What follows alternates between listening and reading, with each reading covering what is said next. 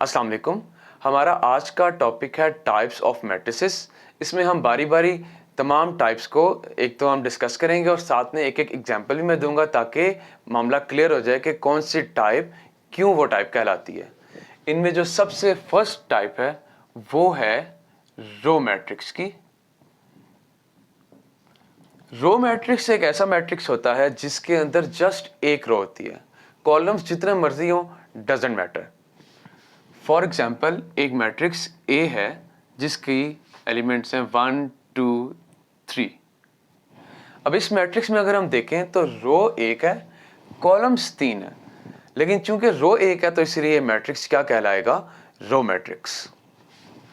जो second main type है वो कॉलम मैट्रिक्स। जिस तरह रो मैट्रिक्स की निशानी है कि उसके अंदर एक रो होनी चाहिए, इसी तरह कॉलम मैट्रिक्स की निशानी ये है कि इसके अंदर एक कॉलम होना चाहिए, रोज जितनी मर्जी हो। For example b is equal to 3 1 5 ये एग्जाम्पल है। इसमें देखें आपके पास इस मैट्रिक्स में एक कॉलम है तो ये मैट्रिक्स क्या कहलाएगा? Column matrix. जो थर्ड मेन टाइप है वो है रेक्टेंगुलर मैट्रिक्स।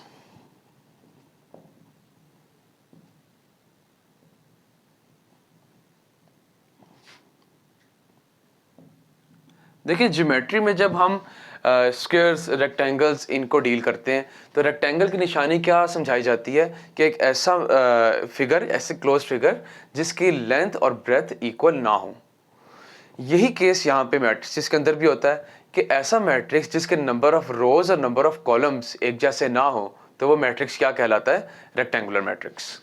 फॉर एग्जाम्पल ये एक मैट्रिक्स सी है 1 2 3 0 -1 5। अब इस मैट्रिक्स में अगर हम देखें तो रोज 2 हैं और कॉलम्स 3 हैं, तो चूंकि रोज और कॉलम्स एक जितने नहीं तो ये मैट्रिक्स कहलाएगा रेक्टेंगुलर मैट्रिक्स। और इसी के साथ एक और मैट्रिक्स है जिसको हम कहते हैं स्क्वायर मैट्रिक्स। जिस तरह रेक्टेंगुलर मैट्रिक्स के अंदर नंबर ऑफ रोज और कॉलम्स का इक्वल होना जरूरी नहीं है, स्क्वायर मैट्रिक्स वो मैट्रिक्स होता है जिसमें नंबर ऑफ रोज और कॉलम्स इक्वल होने चाहिए।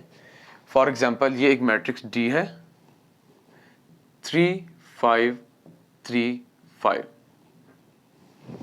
इसमें देखें रोज भी 2 हैं और कॉलम्स भी 2 हैं, तो ऐसा मैट्रिक्स क्या कहलाएगा? Square matrix. इसके बाद फिफ्थ टाइप है नल मैट्रिक्स, और नल मैट्रिक्स को हम जीरो मैट्रिक्स भी कहते हैं। इस मैट्रिक्स में ऑर्डर का कोई खास रोल नहीं है, ऑर्डर कोई भी हो सकता है। द थिंग इज कि इस मैट्रिक्स में जितने भी एलिमेंट्स आए अगर वो सारे के सारे जीरो हों तो वो मैट्रिक्स कहलाएगा नल मैट्रिक्स। फॉर एग्जाम्पल ये एक मैट्रिक्स ई है, इसके अंदर देखें सारे के सारे जो एलिमेंट्स हैं वो जीरो हैं, तो ऐसा मैट्रिक्स क्या कहलाता है? Null matrix.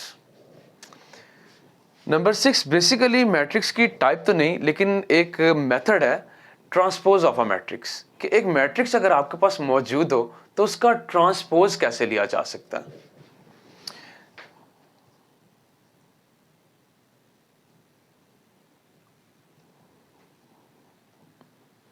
इसके लिए हम एक मैट्रिक्स लेते हैं।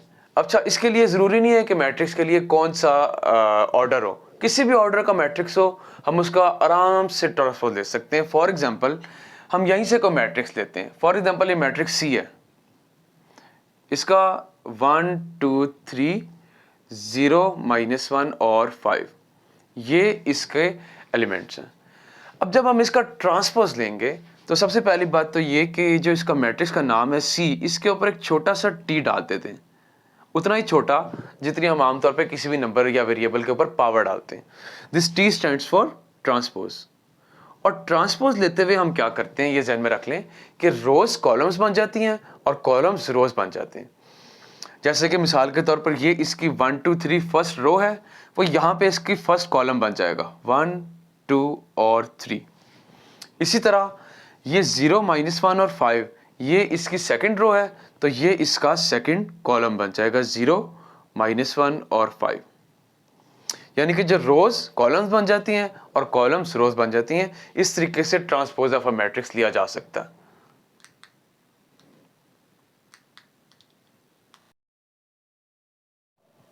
नंबर 7 है हमारे पास नेगेटिव ऑफ अ मैट्रिक्स।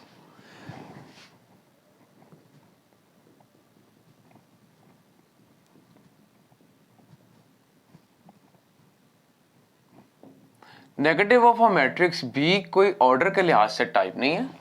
ये बेसिकली ये ध्यान में रख लें कि कोई भी मैट्रिक्स अगर मौजूद है तो उसको अगर माइनस से मल्टीप्लाई कर दिया जाए तो उसके जितने भी एलिमेंट्स होंगे उन सब के साइंस चेंज हो जाएंगे और ये जो न्यू मैट्रिक्स आएगा that will be called negative of a matrix.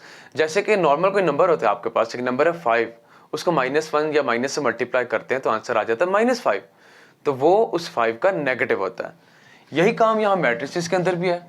मैं यहाँ पे मिसाल के तौर पर एक मैट्रिक्स लिखता हूँ, P इज इक्वल टू 2 -1 3 1, और आपसे कहा गया कि इस मैट्रिक्स का नेगेटिव लें। तो इस मैट्रिक्स का नेगेटिव कैसे लेंगे? हम इसको माइनस से मल्टीप्लाई करेंगे। -P इज इक्वल टू, एक दफा माइनस बाहर लिख देते हैं और इससे नेक्स्ट स्टेप में ये जो बाहर माइनस लिखा इसको अंदर बारी बारी सब एलिमेंट्स के साथ मल्टीप्लाई करेंगे। जब ये माइनस अंदर सबके साथ बारी बारी मल्टीप्लाई होगा तो ये बन जाएगा -2 1 -3 और -1। ये तरीका है नेगेटिव ऑफ अ मैट्रिक्स लेने का। इससे नेक्स्ट है symmetric matrix, number 8।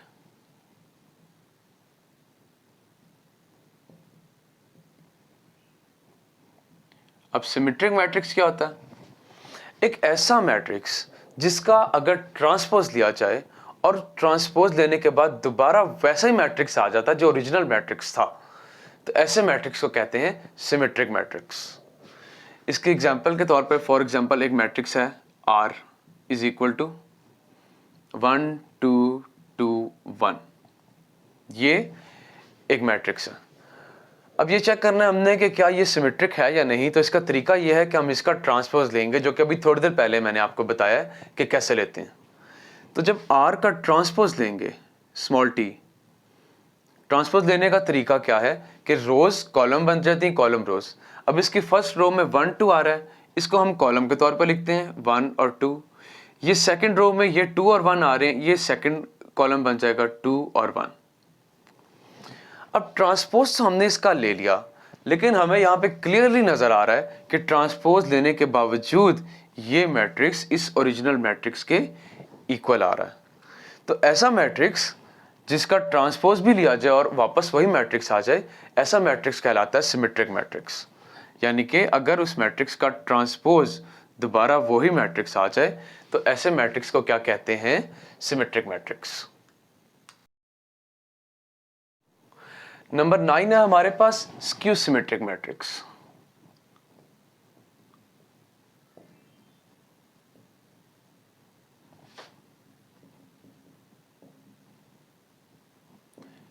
Symmetric matrix में हमने देखा कि एक ऐसा मैट्रिक्स जिसका ट्रांसपोज लिया जाए और दोबारा वही मैट्रिक्स आ जाए।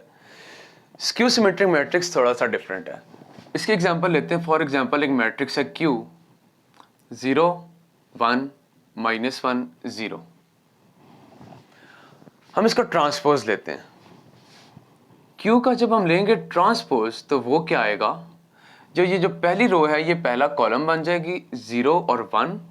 ये जो दूसरी रो है ये दूसरा कॉलम बन जाएगी -1 और 0।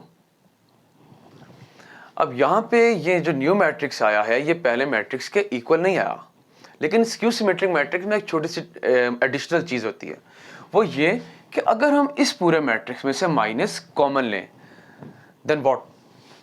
जब हम इसमें से माइनस कॉमन लेंगे, देखिए अभी नेगेटिव ऑफ अ मैट्रिक्स हमने देखा कि माइनस जब हमने बाहर मल्टीप्लाई किया तो अंदर सारे एलिमेंट्स के साथ मल्टीप्लाई हुआ, सबके साइंस चेंज किए। सिमिलरली अगर माइनस कॉमन लेंगे तो वो भी तमाम एलिमेंट्स के साइंस को चेंज करता। तो यह आ जाएगा 0। अब 0 का साइन तो चेंज नहीं होता क्योंकि 0 का तो कोई साइन ही नहीं होता। यहाँ आएगा 1, यहाँ आएगा -1 और यहाँ आएगा 0। अब देखें माइनस कॉमन लेने के बाद ये जो मैट्रिक्स है ये इस ओरिजिनल मैट्रिक्स के इक्वल आया, यानी कि हम कह सकते हैं Q की पावर Q का transpose is equal to negative of Q। ये निशानी है स्क्यू सिमेट्रिक मैट्रिक्स की कि अगर उसका ट्रांसपोज लेके माइनस कॉमन लिया जाए तो वो दोबारा वही मैट्रिक्स आ जाता है। इसके बाद जो नेक्स्ट है number 10, that is diagonal matrix.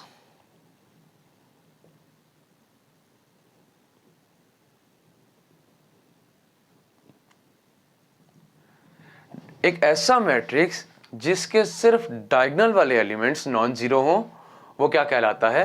Diagonal matrix. अब डायगोनल क्या होती है ये यूं ज़हन में रख लें कि जैसे कि एक स्क्वायर या रेक्टेंगल हो तो उसकी ये जो दो लाइंस होती हैं जो कि ऑपोजिट वर्टिसेस को आपस में मिलाती हैं, उनको कहते हैं डायगोनल। मैट्रिसेस में हम आमतौर पे इस वाले डायगोनल को नहीं बल्कि इस वाले डायगोनल को कंसीडर करते हैं कि जो इस तरह से एलिमेंट्स होते हैं अगर वो नॉन जीरो हों तो that matrix will be called a diagonal matrix. लेकिन बाकी सारों का जीरो होना जरूरी है। फॉर एग्जांपल एक मैट्रिक्स है x 1 0 0 0 2 0 0 0 3। अब देखें इसमें ये जो डायगोनल में आ रहे हैं ना मैट्रिक्स के, ये तीनों जो एलिमेंट्स हैं ये नॉन जीरो हैं, बाकी सारे एलिमेंट जीरो हैं, तो ऐसा मैट्रिक्स क्या कहलाता है? Diagonal matrix. डायगोनल मैट्रिक्स ही की आगे एक टाइप है जिसको हम कहते हैं स्केलर मैट्रिक्स। एक ऐसा डायगोनल मैट्रिक्स जिसके डायगोनल के सारे एलिमेंट्स एक जैसे हों, that is called a scalar matrix. For example एक मैट्रिक्स है y जिसमें आता है फॉर एग्जांपल 7 0 0 0 7 0 0 0 7। अब इस मैट्रिक्स में अगर हम देखें तो हमारे पास ये जो डायगोनल में एलिमेंट आ रहे हैं वो तीनों के तीनों इक्वल हैं 7। तो ऐसा मैट्रिक्स क्या कहलाता है? Scalar matrix. इसी के आगे मजीद चलते हैं और इसी से रिलेट करती है एक और टाइप, आइडेंटिटी मैट्रिक्स।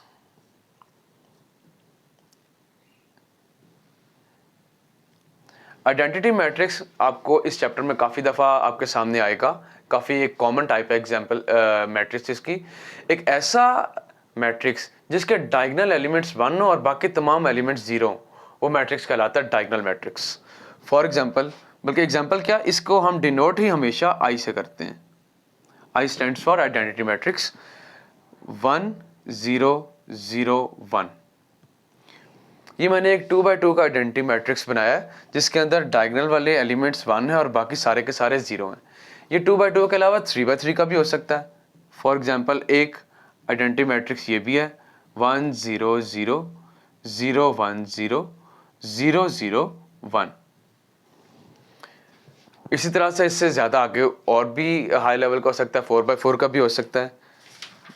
तो ये हमारे पास सारी की सारी मैट्रिसेस की टाइप्स थी। Thank you.